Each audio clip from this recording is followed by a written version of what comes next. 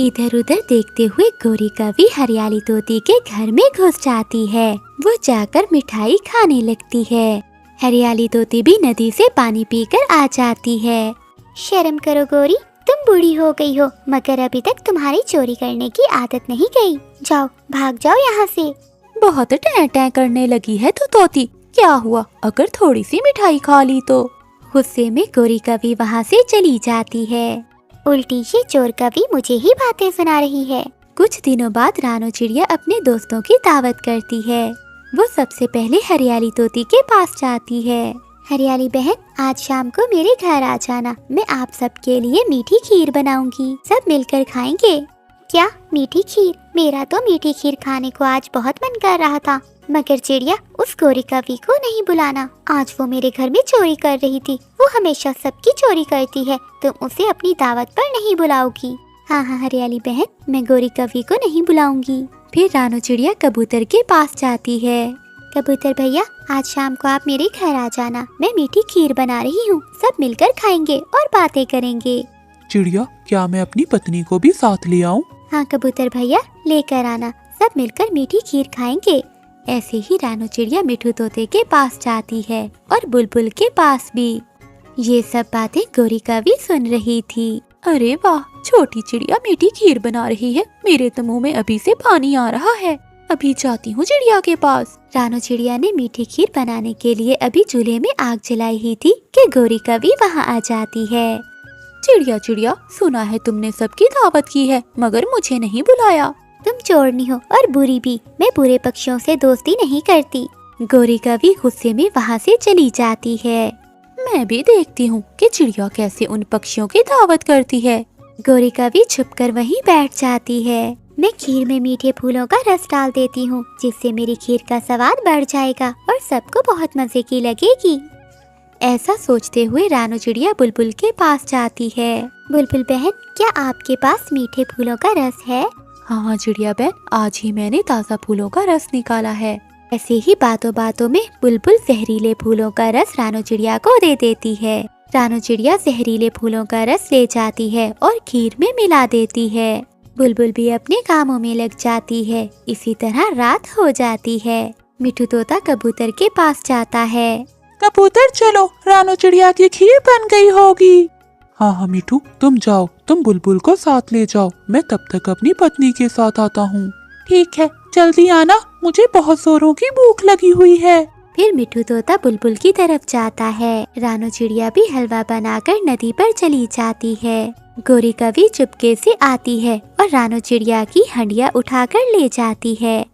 तोते तोते, तुम जल्दी जाओ, तुम तेज उड़ सकते हो। चिड़िया से कहो कि कोई भी वो खीर ना खाए। हुआ क्या है बुलबुल, कुछ तो बताओ। मैंने चिड़िया को खीर में मिलाने के लिए मीठे फूलों की रस की बजाय जहरीले फूलों का रस दे दिया है। मिठू तोता ये सुनते ही तेजी से भागता है। मेरी खीर कहाँ गई? अब सबके सामने मेरी बहुत बेइज्जती होगी। मिठू तोता वहाँ आता है। चिड़िया चिड़िया, वो खीर मत खाना, बुलबुल ने गलती से जहरीले फूलों का रस दे दिया था तुम्हें। फिर रानो चिड़िया उस बोतल को देखती है। मिठू, वो खीर तो कोई चुरा कर ले गया है। इतने में बाकी पक्षी भी आ जाते हैं। चिड़िया, वो हलवा कहाँ है? मुझसे बहुत बड़ी गलती हो गई, उसे मत खाना। मेरी वजह से आज तुम सबकी दावत खराब हो गई। मगर वो खीर कौन चुरा कर ले गया है, हमें देखना होगा। हाँ हाँ हाँ, मेरी खीर, मेरी मीठी मीठी खीर। ऐसे ऐसे रो रही होगी वो छोटी चिड़िया। गोरी कवि मजे मजे से वो खीर खा जाती है और खाते ही मर जाती है। जब बाकी पक्षी वहाँ पहुँचते हैं तो गोरी कवि मरी हुई थी। ये होती है चोरी की सजा। गोरी कवि ने लालच की और अपने अंजाम को पहुँच गई। कबूतर और कबूतरी सोए हुए थे कि दरवाजे पर दस्तक होती है। लूसी कबूतरी नींद से जाग जाती है। इस समय कौन आ गया? कबूतर जी उठिए, देखिए दरवाजे पर कोई है। कबूतर भी उठ जाता है। क्या हुआ लूसी, इतनी रात को क्यों जगाया? कबूतर जी देखिए ना, बाहर दस्तक हो रही है, पता नहीं इस समय कौन आया होगा। लगता है लूसी तुम्हें वहम हुआ है, भला इस समय कौन आएगा? दोनों बातें कर ही रहे थे कि दरवाजे पर फिर से दस्तक होती है। वो दोनों पति पत्नी रात को दरवाजा खोलते हैं। अरे कबूतर जी, यहाँ तो कोई भी नहीं है, तो दरवाजे पर दस्तक किसने दी होगी? हाँ लूसी, लगता है कोई बिल्ली होगी। वहीं पास में एक पेड़ के पीछे कौवा और कवि बैठे हंस रहे थे। कालू कालू, वो लूसी समझी होगी, शायद कोई भूत होगा। हाँ गोरी, कबूतर की भी नींद खराब हो गई। हा हा हा हा। चल गोरी, अब तो मुझे नींद आ रही है, आज के लिए इतना ही मजाक काफी है। फिर कौवा और कवि जाकर अपने घर में सो जाते हैं। चिड़िया बहन, रात मेरे दरवाजे पर 2 बार दस्तक हुई। जब मैंने जाकर देखा तो वहाँ कोई भी नहीं था। हाँ लूसी, मेरे साथ भी ऐसा ही हुआ है। जब मैंने दरवाजा खोला तो सामने दूर दूर तक कोई नहीं था। चिड़िया बहन, ये शरारत हमारे साथ कौन कर रहा है? मैं तो रात भर सो नहीं पाई। चिड़िया और लूसी कबूतरी वहाँ बैठे हुए थे कि गोरी कवि दौड़ी दौड़ी वहाँ आती है। मेरा कालू, चिड़िया और कबूतरी, मेरे कालू को बचा लो, उसे पहाड़ों पर चील ने पकड़ लिया है। लूसी बहन जल्दी चलिए, हमें कालू को बचाना होगा। चलें गोरी बहन हमारे साथ। चिड़िया, तुम कबूतरी को लेकर चलो, मैं मिट्ठू को बुला कर आती हूँ।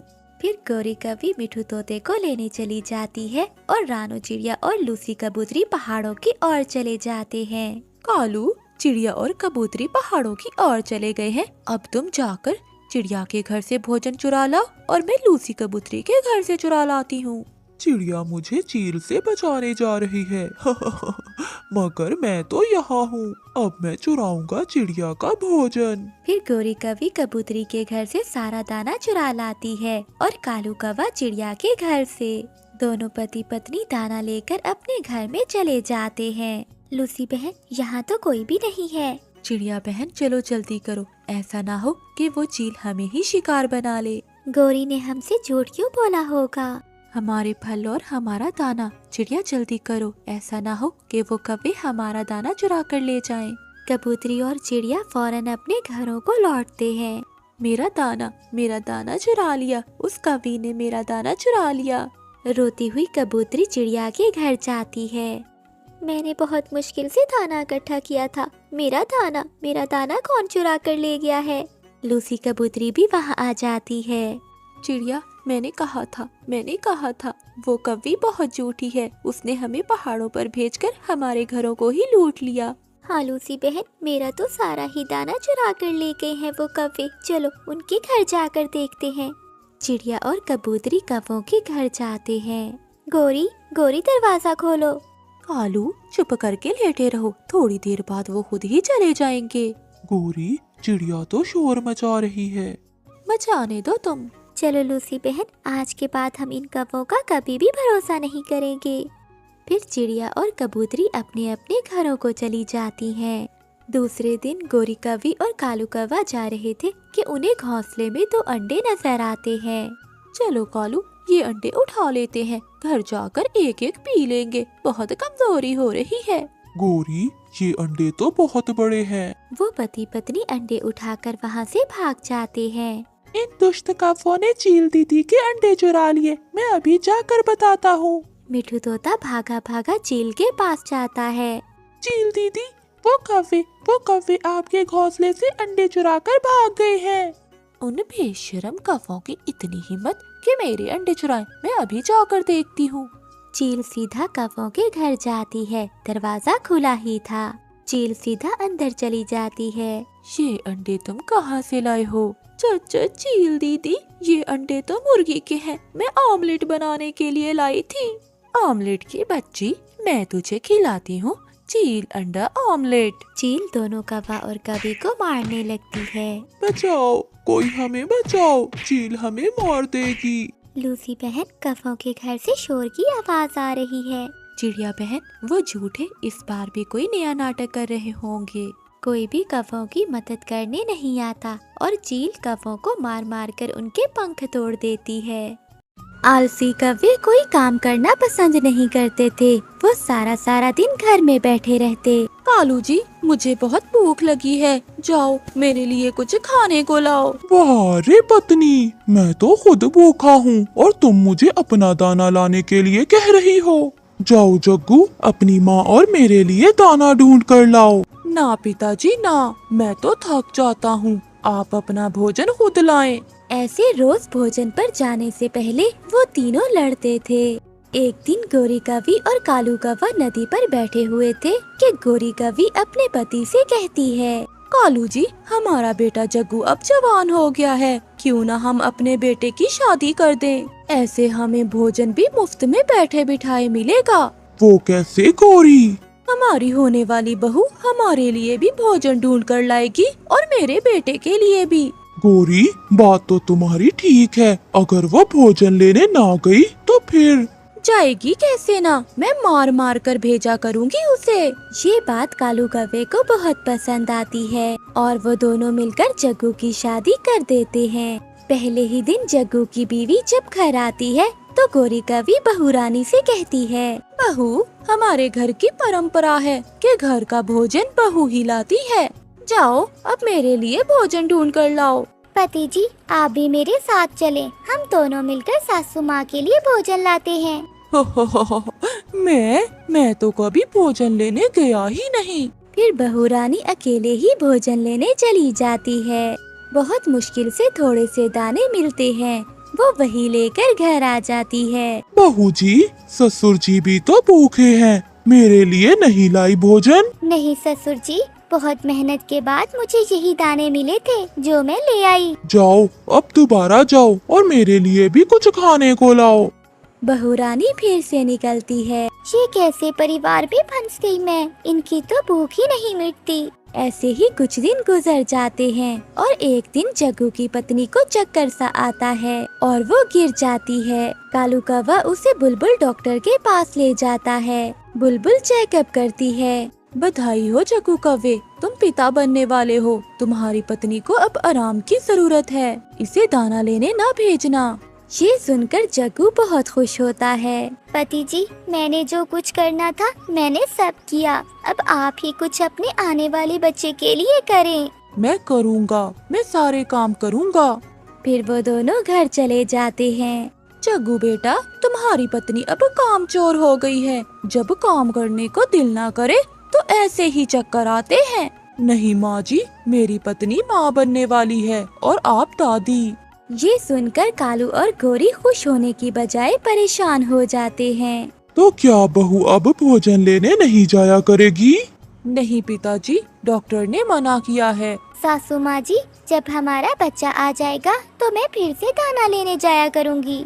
मैं तो तुम्हें ब्याह कर ही भोजन लेने के लिए आई थी। चुपचाप दाना लेने जाओ, वरना अभी के अभी तुम्हें इस घर से निकाल दूंगी। माँ, ये मेरी पत्नी है और मेरे होने वाले बच्चे की माँ। मैं इसे अकेला नहीं छोड़ सकता। चलो पत्नी, हम कहीं और जाकर रह लेंगे। ऐसे जग्गू अपनी पत्नी को लेकर वहाँ से चला जाता है। छीन लिया, उस डाइन ने मुझसे मेरा बेटा छीन लिया। घर में बैठे बिठाए दाना मिल रहा था, ना ये अंडा देने वाली होती और ना सारा काम खराब होता। जग्गू और उसकी पत्नी एक पेड़ पर छोटा सा घोंसला बनाकर रहने लगते हैं। अब जग्गू कौवा दाना लेने जाता और जग्गू की पत्नी अंडे का ख्याल रखती। कई दिनों के बाद कालू कौवा और गोरी कौवी भी घर से निकलते हैं। नदी पर अपने बेटे और बहू को बैठा देखकर वो दोनों वहाँ आ जाते हैं। जग्गू बेटा, अब लौट आओ घर में। मैंने सोचा था कि 1-2 दिन में तुम लौट आओगे, मगर तुम लौटे ही नहीं। माँ, अब मैं दोबारा कभी वहाँ नहीं जाऊँगा जहाँ रिश्तों में प्यार ना हो। उस घर में केवल लालच ही लालच हो। मेरी पत्नी ने मुझे प्यार से जीना सिखाया, काम करना सिखाया और मेहनत करना सिखाया। अब मैं इसे छोड़कर नहीं जा सकता। सासू माँ जी, गुस्सा न करें। हम नहीं चाहते कि हमारा आने वाला बच्चा भी आप दोनों की तरह आलसी बने। हम जहाँ भी हैं खुश हैं। ऐसा कहते हुए जग्गू और उसकी पत्नी वहाँ से चले जाते हैं। कालू जी, बात तो सच्ची कर गए, बहू और मेरा बेटा भी। अगर हम भी मेहनत करते तो हमारा परिवार भी हंसी खुशी की जिंदगी गुजारता। हाँ गोरी, जो आते शुरू से हो उन्हें खत्म करते करते पक्षी खुद ही खत्म हो जाते हैं। इस कहानी से हमें सीख मिलती है कि हमेशा मेहनत करें। प्यारे दोस्तों, इस कहानी को लाइक, चैनल को सब्सक्राइब और अपने दोस्तों के साथ शेयर करना मत भूलिएगा। आपका धन्यवाद। रानू चिड़िया और कबूतर बहुत अच्छे दोस्त थे। वो हमेशा साथ साथ रहते और भोजन की खोज में भी इकट्ठे जाते। पूरे जंगल के पक्षियों को उनकी दोस्ती पर गर्व था। फिर एक दिन उस जंगल में एक कौवा आ जाता है। वो उन दोनों के पास आकर बैठ जाता है। मेरा नाम कालू है। मैं आज ही इस जंगल में आया हूँ। किक्कर के बड़े पेड़ पर है मेरा घोंसला। क्या आप दोनों मुझसे दोस्ती करोगे? हम दोनों दोस्त हैं और एक दूसरे के लिए हम दोनों काफी हैं। हमें कोई शौक नहीं ऐसे राह चलते पक्षियों से दोस्ती करने का। मेरा संबंध चील के परिवार से है। अगर मेरे साथ दोस्ती करोगे तो सुरक्षित रहोगे। क्या चील आपके जानने वाली है? तो और क्या, अभी अभी मैं चील दीदी के पास चाय पी कर आया हूँ। मेरी तो पुरानी जान पहचान है इस जंगल की चील से। जो मेरा दोस्त बनेगा वो पहाड़ों से भोजन भी खाएगा। पहाड़ों पर तो वो चील रहती है, हम तो कभी नहीं गए उस दिशा में। इसीलिए तो मैं बता रहा हूँ, कौवे से दोस्ती करो और पूरा जंगल घूमो फिरो, कोई डर नहीं होगा। फिर कबूतर कौवे की बातों में आ जाता है। तो फिर आज से मेरी और आपकी दोस्ती पक्की हुई। कबूतर, ऐसे किसी अजनबी से दोस्ती करना अच्छा नहीं। ये कौवा हमें कोई नुकसान भी पहुंचा सकता है। परंतु कबूतर चिड़िया की कोई बात सुने बिना कौवे के साथ वहां से चला जाता है। यहाँ तो तरह तरह के फल हैं और हम हैं कि घने जंगल में भोजन के लिए मारे मारे फिरते हैं। दोस्त, आप ये फल खाओ और मैं आपको अपनी दोस्त चील से भी मिलवाता हूँ। कबूतर वो फल खाता है और फिर कौवे के साथ चील से मिलने चला जाता है। चील, चील दीदी, देखें देखें कौन आया है आपसे मिलने। अरे अरे, ये तो कबूतर है। स्वागत है कबूतर मेरे इलाके में। चील दीदी, अब ये मेरा दोस्त है और हम रोज आया करेंगे यहाँ पर। चील दीदी, छोटे पक्षी तो ऐसे ही आपसे डरते रहते हैं। आप तो बहुत अच्छी हैं। मैं कल फिर अपने दोस्त कौवे के साथ आऊँगा। अब मैं जाता हूँ। कबूतर वहाँ से चला जाता है। कौवे, मेरे तो आज ही मुंह में पानी आ रहा था उस मोटे ताजे कबूतर को देखकर। नहीं नहीं, अभी नहीं चील दीदी, इतनी जल्दी भी क्या, थोड़ा धीरज रखें। अभी मुझे उससे दोस्ती पक्की कर लेने दें, फिर आप उसे और उसके पूरे परिवार को खा लेना। लूसी, लूसी, आज तो मजा ही आ गया। पति जी, क्या हुआ? आप इतने क्यों खुश हैं? लूसी, आज तुम्हारे पति जी की दोस्ती एक कौवे से हुई है और वो कौवा मुझे चील के पास लेकर गया था और आज से वो चील भी मेरी दोस्त बन गई है। चील से दोस्ती? तो फिर आज से हमारे संबंध भी ऊंचे पक्षियों से होंगे। पति जी, कल मुझे भी साथ लेकर जाना उस चील के पास। हाँ लूसी, मैं तुम्हें ले जाऊंगा। और हाँ, वहाँ पहाड़ों पर बहुत फल हैं। भोजन की भी कोई कमी नहीं है। अगले दिन कबूतर अपनी पत्नी को साथ लेकर कालू कौवे के पास जाता है। कौवे दोस्त, ये मेरी पत्नी है। मैंने इसे चील का बताया तो ये भी चील से मिलना चाहती है और मेरे साथ आ गई। बधाई हो बहन जी, अब आप इस जंगल के ऊंचे पक्षी बन गए हैं। रानो चिड़िया भी अपने दोस्त को ढूंढते ढूंढते वहाँ आ जाती है। मैं कब से आपको ढूंढ रही थी, कहाँ थे मेरे दोस्त कबूतर? कौन दोस्त? जाओ जाओ चिड़िया, आज से मेरी और तुम्हारी दोस्ती खत्म हुई। आज से मेरा दोस्त है कौवा। कबूतर भैया, ये शैतान कौवा आपको अपनी जाल में फंसा रहा होगा और जरूर कोई खेल खेल रहा होगा। ऐसे शैतानों से दूर ही रहो तो अच्छा है। भागो यहाँ से, तुम मेरे दोस्त कबूतर की जानने वाली हो, इसीलिए छोड़ रहा हूँ। और अब कोई बात की तो जान से मार दूंगा मैं तुम्हें। चलो पति जी, क्यों इस छोटी चिड़िया से बातें करने में समय जाया कर रहे हो? जल्दी से मुझे भी चील दीदी के पास ले जाओ, मुझे भी पहाड़ों से मीठे फल खाने हैं। मैं तो चली जाती हूँ, मगर याद रखना, अपने से बड़े पक्षियों से दोस्ती आपको जरूर नुकसान पहुँचाएगी। रानो चिड़िया वहाँ से चली जाती है। कालू कौवा कबूतर और कबूतर की पत्नी को लेकर चील की तरफ जाता है। आप दोनों यहाँ बैठकर मीठे मीठे फल खाएं और मैं चील को बुला कर लाता हूँ। बहन जी, चील आपसे मिलकर बहुत खुश होगी। ये फल तो बहुत मीठे हैं, ऐसी दोस्ती तो किस्मत वालों को ही मिलती है। चील दीदी जल्दी चलें, आज मौका है। कबूतर अपनी पत्नी को भी साथ लाया है। आज तो मुझे भी शिकार मिल गया, मैं भी कल से भूखी हूँ। अरे वाह कव्वे, अगर ऐसे ही शिकार लाते रहे तो तुम्हें मुझसे कोई खतरा नहीं। पूरा जंगल घूमो फिरो। फिर वो दोनों चीलें वहाँ से उड़ती हैं और कबूतर की पत्नी को मारकर खा जाती हैं। और कालू कौवा फिर से किसी लालची पक्षी की खोज में जंगल में निकल जाता है ताकि वो अपनी दोस्त चील के लिए कोई नया शिकार ला सके। इस कहानी से हमें सीख मिलती है कि दोस्ती हमेशा अपने जैसे पक्षियों से ही करो। किसी अजनबी से दोस्ती करना हमें नुकसान भी दे सकता है। गोरी कौवी ने आज पहली बार अंडा दिया था। वो बहुत खुश थी। कालू कौवे और गोरी कौवी की वैसे तो हर समय लड़ाई ही रहती। आज उनके घोंसले में इतनी बड़ी एक खुशखबरी आई थी, इसीलिए वो दोनों आपस में प्यार से बात कर रहे थे। कालू जी, मैं चाहती हूँ मेरे अंडे से जो भी बच्चा निकले वो बहुत अच्छा बने। कौवा हो या कौवी, जो भी अंडे से निकलेगा हम उसकी परवरिश अच्छे से करेंगे। और गोरी, तुम भी खुद को बदलो, ऐसा ना हो कि हमारा आने वाला बच्चा भी तुम्हारे जैसा हो जाए। कालू जी, जो भी कहना है कह लो, खुली छुट्टी है तुम्हें। आज मैं बिल्कुल भी लड़ाई के मूड में नहीं हूँ, क्योंकि मेरा सुंदर सा छोटा सा कौवा जो आने वाला है अब।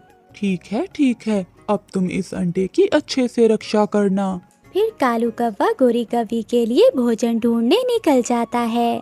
कालू कौवा भोजन ढूंढते ढूंढते जंगल में निकल जाता है, मगर उसे भोजन कहीं से भी नहीं मिलता। वो थक हार कर एक पेड़ पर बैठ जाता है। तभी वहाँ कबूतर और रानू चिड़िया भी आ जाती हैं। कालू, तुम ऐसे क्यों निराश होकर बैठे हो, क्या बात है? सच सच बताऊं? कालू भैया, हमें हमेशा सच सच बोलना चाहिए, कभी भी मजाक में झूठ नहीं बोलना चाहिए, क्योंकि एक सच छुपाने के लिए हमें 1000 झूठ बोलने पड़ते हैं। रानू, आज गोरी ने अंडा दिया है। कालू, ये तो खुशी की बात है और तुम उदास बैठे हो। हाँ कालू भैया, ये तो बहुत खुशी की बात है। अब तो हमारी पार्टी बनती है। चिड़िया, मैं उदास इसलिए हूँ कि मैंने अब चोरियाँ छोड़ दी हैं। अब मैं नहीं चाहता कि मेरा आने वाला बच्चा मुझसे चोरियाँ सीखकर मेरे जैसा बने। और मैंने गोरी को भी समझा दिया है। कालू, ये भी तो खुशी की बात है, इसमें भी कोई उदासी की बात नहीं। बल्कि तुमसे ज्यादा खुशी तो हम पक्षियों को होगी, क्योंकि अब हमारा भोजन तो चोरी नहीं होगा। सुनो तो कबूतर, मैंने सारी उम्र काम तो किया नहीं और ना ही भोजन ढूंढा है। अब मैं दोपहर से भोजन ढूंढ रहा हूँ, मगर मुझे भोजन मिल ही नहीं रहा। मैं समझती हूँ कालू भैया, मैं मदद करूँगी आपकी भोजन ढूंढने में। एक तो ये कि भोजन की खोज में सुबह सुबह निकलना है, दोपहर को नहीं। जो पक्षी मुंह अंधेरे उड़ता है और भोजन की खोज में जाता है, उसे उतना ही ज्यादा भोजन मिलता है। चिड़िया, मुझे तो इस बात का पता नहीं था। अब मैं सुबह सवेरे मुंह अंधेरे ही जाऊंगा।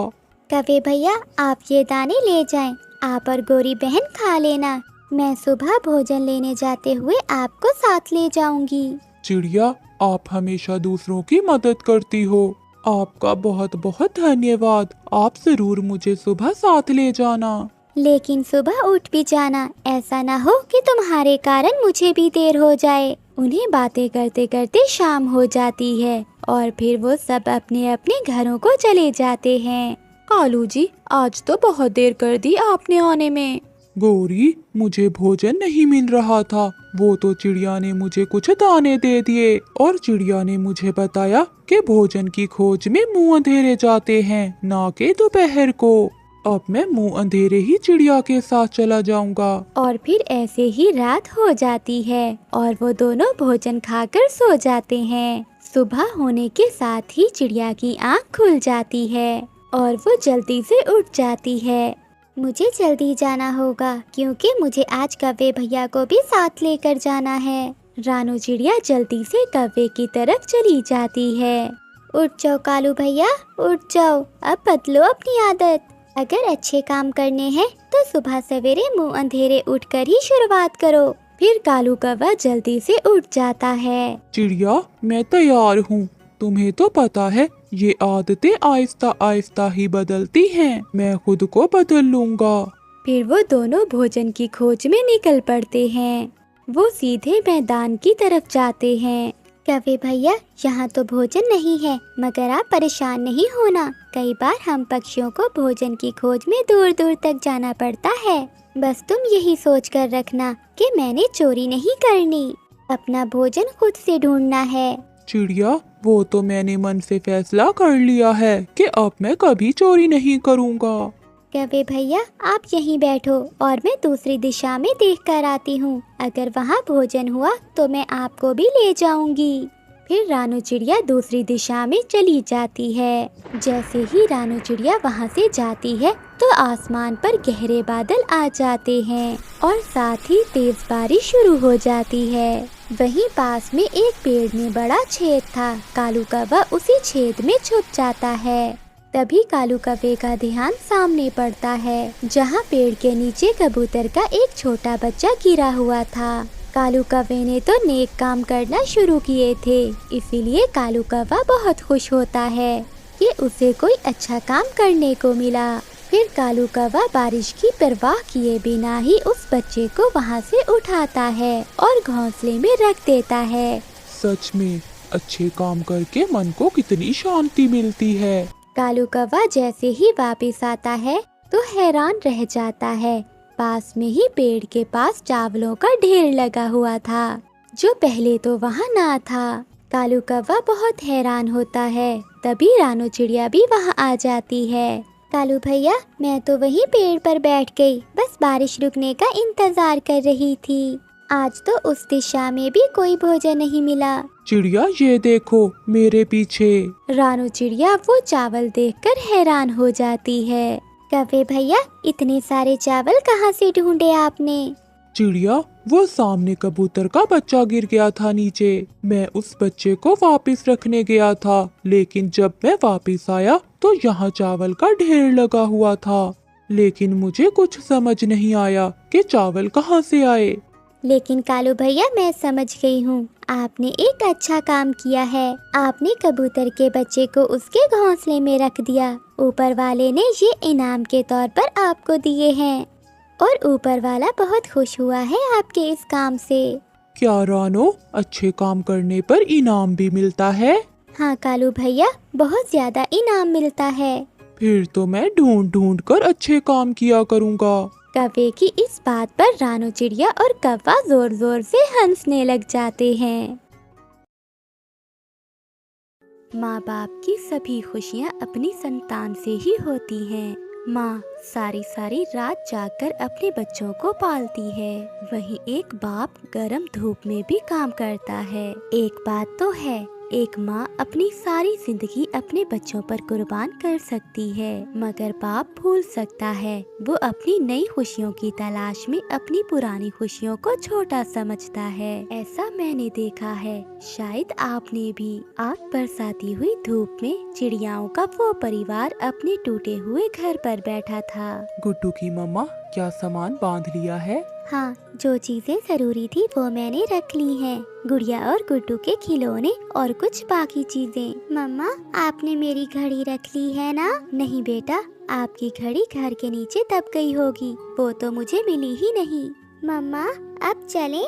धूप पड़ रही है। फिर वो सब अपना नया सफर शुरू करते हैं। उन्हें प्रवास करके दूसरे जंगल जाना था और नए जंगल में जाकर अपने लिए एक नया घर बनाना था। उड़ते उड़ते वो सब दूर निकल जाते हैं। बच्चे थक गए थे, इसीलिए चिड़ियाओं का वो परिवार एक झरने के पास रुकता है। यहाँ का मौसम है तो गर्म, मगर हमारे पुराने वाले जंगल से अच्छा है। बाबा, आपको हमें पालने के लिए बड़ी मुश्किलें उठानी पड़ती हैं। गुड़िया बेटी, मुश्किलात तो जिंदगी का एक हिस्सा है। आप सब यहाँ बैठे, मैं आपके लिए कुछ खाने को लेकर आता हूँ। बाबा चिड़िया अपने परिवार के खाने के लिए कुछ लेने चला जाता है। थोड़ी दूर पापा चिड़िया को एक सुंदर सी चिड़िया बैठी दिखाई देती है। बाबा चिड़िया वहाँ जाता है। मैं यहाँ नया आया हूँ, इस जंगल में दाना कहाँ से मिलेगा? क्या आप बताएंगी मुझे? मेरा नाम लाडो है, वो सामने मेरा ही घर है, तुम मेरे साथ चलो।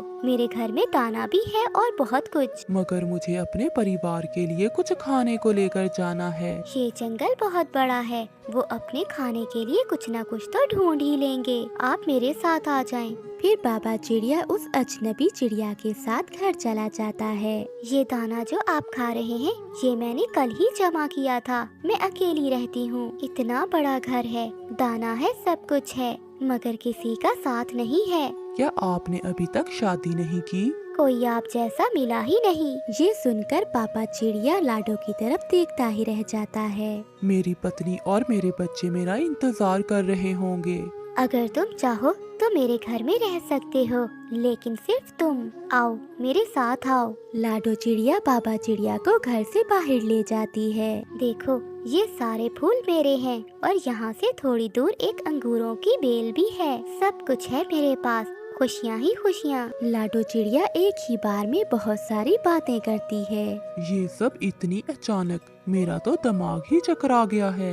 मम्मा, मेरे बाबा अभी तक आए क्यों नहीं वापस? मुझे भूख लगी है। बाबा भी ना जहाँ जाते हैं वहीं जाकर बैठ जाते हैं। दाना थोड़ी दूर से मिला होगा, थोड़ी देर तक आ जाएंगे आपके बाबा। ये साथ कब तक रहेगा? जन्म जन्म तक। मेरा कोई नहीं है, तुम मिले हो तो मैं तुम्हें कभी खोना नहीं चाहूंगी। शायद मुझे नहीं मिलने वाली खुशियाँ ही यहाँ खींच लाई हैं, वरना मैं तो नदी के दूसरी ओर से जाने वाला था। कल मेला लगेगा, वो सामने रौनक ही रौनक होगी। मुझे उन्हें बताना ही होगा, वो मेरा इंतजार कर रहे होंगे। वो चले जाएंगे। कब तक इंतजार करेंगे वो आपका? अपने बच्चों को पीछे छोड़कर मामा चिड़िया अपने पति की तलाश में जाती है।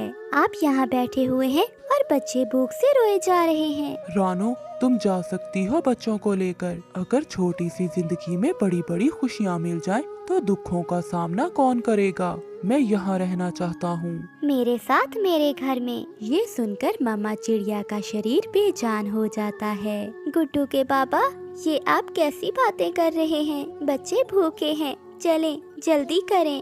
मैं लाडो से शादी करके यहाँ जिंदगी को भरपूर जीना चाहता हूँ। तुम जाओ यहाँ से। मासूम चिड़िया, तुम क्यों अपना समय यहाँ जाया कर रही हो? एक बार कहा ना, जाओ यहाँ से। मैं आपको कभी माफ नहीं करूँगी। आपने मुझसे तो खुशियाँ छीनी ही हैं, पर मेरे बच्चों से भी छीन ली। मैं क्या बताऊंगी अपने बच्चों को जाकर? क्या मेरी यही हैसियत थी कि बीच रास्ते में आप मुझे छोड़कर जा रहे हैं? मैं कैसे सामना करूंगी अपने बच्चों का? क्या बताऊंगी उन्हें? रोती हुई रानो चिड़िया वहाँ से चली जाती है। तुम भूल जाओ, सब भूल जाओ। ये मत सोचना कि कभी तुम्हारा कोई परिवार भी था। मैं साथ रहूंगी तुम्हारे, हमेशा हमेशा के लिए। मम्मा, पापा कहाँ हैं? गुड़िया, गुड्डू, मम्मा, आप रो क्यों रही हैं? बच्चों, आपके बाबा वो कहीं खो गए हैं। आपके बाबा रास्ता भूल गए हैं। शायद वो दोबारा अब हमें कहीं ना मिले। ये सुनकर बच्चे भी रोने लग जाते हैं। मम्मा, मैं जाता हूँ, मैं रास्ता नहीं भूलूंगा। मैं अपने बाबा को ढूंढ कर ले आऊंगा। मम्मा, पर बाबा तो बड़े हैं, क्या बड़े भी रास्ता भूल सकते हैं? हाँ बेटी, जब छोटे रास्ता भूल जाए तो उन्हें ढूंढ लिया जाता है, मगर जब बड़े खुद से रास्ता भूल जाए तो उन्हें वापस बुलाना बहुत मुश्किल हो जाता है। गुड़िया बहुत बुद्धिमान थी, वो अपनी माँ की तरह बहुत अक्लमंद थी। हाँ माँ, मगर छोड़कर जाने वालों का इंतजार करना और धूप में जलने से बेहतर है कि हम शाम होने से पहले पहले अपना कोई सुरक्षित जगह ढूंढ लें। आप चले माँ। हाँ गुड़िया बेटा। माँ चिड़िया अपने बच्चों को लेकर वहाँ से उड़ जाती है, क्योंकि मामा चिड़िया की सारी जिंदगी तो अपने बच्चों से थी। और फिर वो सारे सागर वाले जंगल में पहुँच जाते हैं। फिर मामा चिड़िया अपना सामान एक जगह रखते हुए घर बनाने में इतनी मसरूफ हो जाती है कि जैसे कुछ हुआ ही नहीं। गुड़िया बेटी, वो बड़ी लकड़ी देना मुझे, और कुक्कू बेटा, आप मुझे कुछ पत्ते तोड़ कर दें। मैं लाया मम्मा, मैं घर बना लूं, फिर अपने बच्चों को दाना ला कर दूंगी। मैं सब कर लूंगी। मैं अपने बच्चों को कभी दुखी नहीं होने दूंगी। मैं मुकाबला करूंगी सबका। मुझे किसी की जरूरत नहीं, ना ही मेरा कोई था। मेरे बच्चे ही बस मेरे हैं। मामा चिड़िया तेजी से काम कर रही थी। रोए जा रही थी और बोले जा रही थी और बच्चे हैरानी से अपनी मम्मा को देखे जा रहे थे। प्यारे दोस्तों, इस कहानी को लाइक, चैनल को सब्सक्राइब और अपने दोस्तों के साथ शेयर करना मत भूलिएगा। आपका धन्यवाद।